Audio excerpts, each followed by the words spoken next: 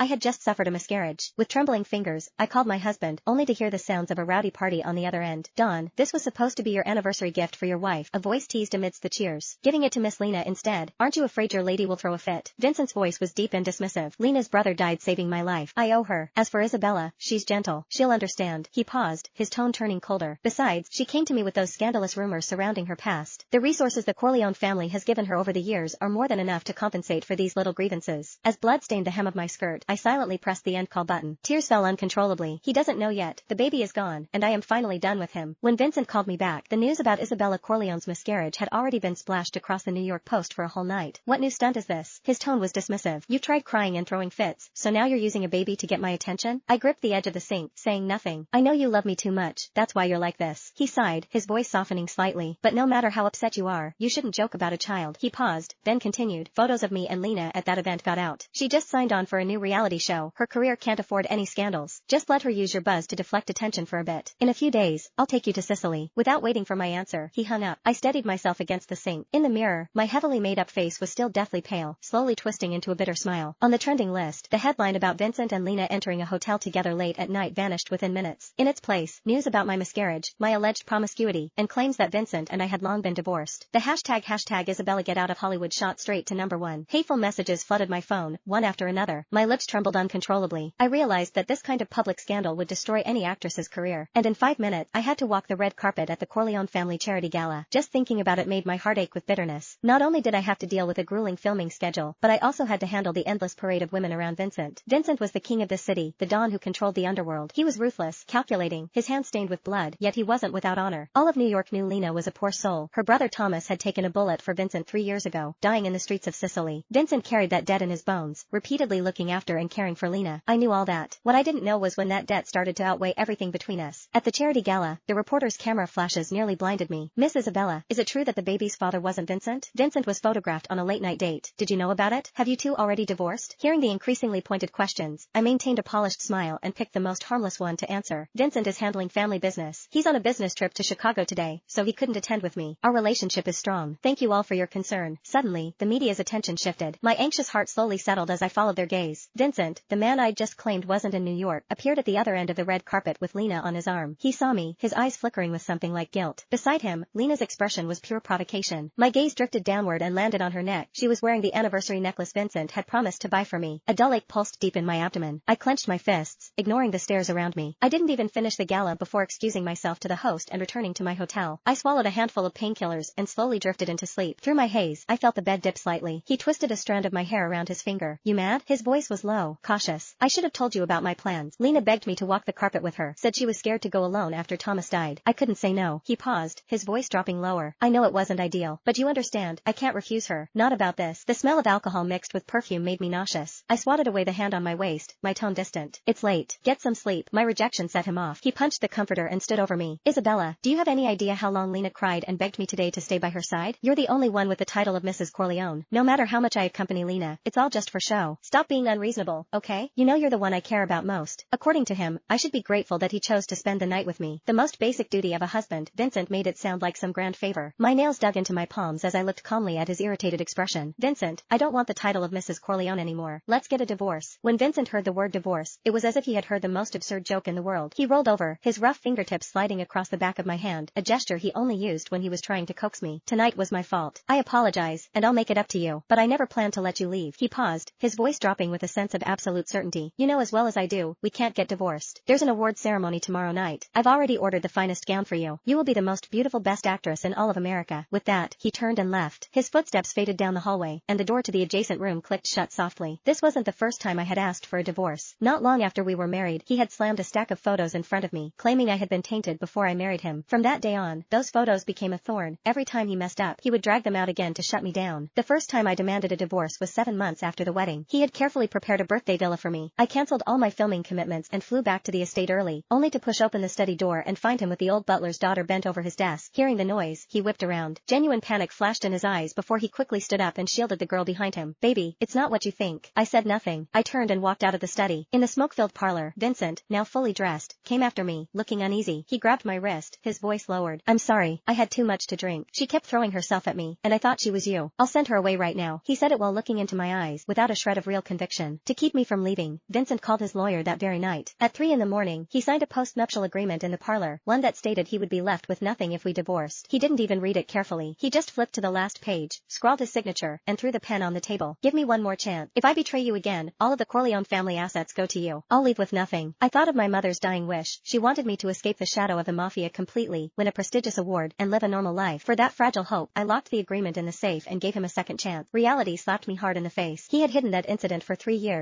until 10 months into our marriage, when the past came crashing down in another form. That day, I had just finished an event and was looking forward to having dinner at home with Vincent. In the parlor, he threw a stack of photos at me. 3 years ago, St. Regis Hotel, Sicily. That night, I said I was handling business. But who is the man on top of you in these photos? They were a series of explicit photos. The woman in them was definitely me. My face was clear. But the man on top of me? His face was blurred. I knelt on the cold, hard floor, flipping through the photos as my heart plummeted. It's not like that. The person in that room that night was you. You were the one who barged in. You were the one who tore my dress. Before I could finish, Vincent's expression twisted in agony. He clutched his head desperately. The blood clot in his brain was reacting to the stress. The next second, he collapsed right in front of me. Mrs. Corleone, weren't you supposed to keep quiet about what happened back then? The doctor chided helplessly. There's still a blood clot in his brain. Agitating him like this was reckless. At least we saved him. You can go see him now. The scolding hit me like a blow to the chest. I bit the soft flesh of my lip until it bled, regret flooding my chest. I stumbled out of the doctor's office in a daze and headed toward the VIP ward. I pushed the door open slightly, about to enter. Then I saw Vincent propped against his pillows, smiling broadly as he ate an orange that Lena was peeling for him. In that moment, my heart died completely. I wandered out of the hospital in a fog, not watching where I was going. I missed a step and fell, blacking out instantly. When I woke up back then, Vincent was keeping watch by my bedside. Those eyes of his, so accustomed to slaughter and plunder, were now webbed with fine, red streaks of exhaustion. The doctor said you're 4 months pregnant. He placed his hand gently over my lower abdomen, his voice carrying a tremor that bordered on the sacred. This is the true heir to the Corleone family. How could you be so careless? You didn't even realize you were pregnant. It's a blessing you fainted right next to the hospital. The injuries weren't severe. Otherwise, I don't know what I would have done. His eyes reddened slightly. Don't worry. I'll be a good father. I'll take care of you both. In that moment, I almost fell for the illusion that this mafia tyrant had truly turned over a new leaf for the sake of this unborn life. In the days that followed, he actually began a surreal transformation. He tossed all his Cuban cigars into the shredder and locked his sidearm and those shadow ledgers away. The number of servants at the estate doubled. He began personally reviewing the chef's daily prenatal menu and turned down every late-night family drinking session. Every night, he would lean against the pillows and read stories to the baby in that deep voice of his, thick with a Sicilian accent. We're going to have a complete family, Isabella, he whispered, kissing my forehead. I swear, I won't let you repeat your mother's fate. His aunt came to visit, patting my hand with relief. Vincent has truly settled down this time. In Sicily, a man isn't truly grown until he has roots. For the sake of the child, give him one more chance. I watched his silhouette in the study as he picked out a crib for the baby, my heart a chaotic mess. I grew up in a single-parent home. The pain of being mocked as a bastard with no father was a nightmare I could never escape. I thought to myself, I should give this man one more chance, if only for the life inside me. However, on the day of my checkup, the old servant who usually looked after me suddenly fell ill. I called Vincent 10 times. Each call vanished into the void. Enduring my physical discomfort, I took a taxi back to the Bel Air estate alone. The moment I pushed open the door, the silence I expected wasn't there. Giggles drifted from the kitchen, accompanied by the rhythmic thud of something hitting the counter. My fingertips went cold as I moved toward the sound, step by step. Through the ajar door, I saw the man who had promised me a complete family pressing a young kitchen assistant against the countertop. The woman was wearing nothing but a thin lace apron. Madam, the woman spotted me and let out a sharp gasp. Vincent finally turned his head. The intoxication on his face froze instantly, turning as white as a sheet. Isabella, he scrambled to push the girl away. His shirt buttons weren't even done up as he stumbled toward me. Let me explain. Don't get upset. Don't touch me. My voice was agonizingly raspy. I stared at the fresh, crimson bloom spreading on the floor beneath me, my body growing colder by the second. Calm down, just listen to me. He told the woman to leave first, then grabbed my shoulders, his voice frantic. I'm sorry, I was drunk. I made a stupid mistake. I promise it will never happen again. This isn't the first time. I interrupted him, looking directly into his eyes. Vincent, count them. Exactly how many times has it been? He fell silent. That silence chilled me more than any explanation could, not because he had nothing to say, but because he knew anything he said would be useless. Sensing the dead, ashen resolve in my eyes, his expression shifted as a thought struck him. He took a deep breath and pierced my only weakness with surgical precision. Isabella, you come from a single-parent home. You know that hardship. The child isn't even born yet. Can you really bear to let him walk that same path? On the day I received the notice that my mother was terminally ill, I had tearfully shared my past with him, the irresponsible father, the constant moving, the years of drifting between relatives' homes. That night, he held me and promised he would give me a home that was forever whole. Memory overlapped with reality. The secrets I had whispered in the middle of the night were now the weapons he used to control me. I didn't say a word. He took my silence as a sign of submission, and his posture relaxed. That's a good girl. He reached out, intending to drape his arm around my shoulder as he usually did, his tone carrying a habitual sense of indulgence. I stepped aside. His hand met empty air, freezing mid-motion.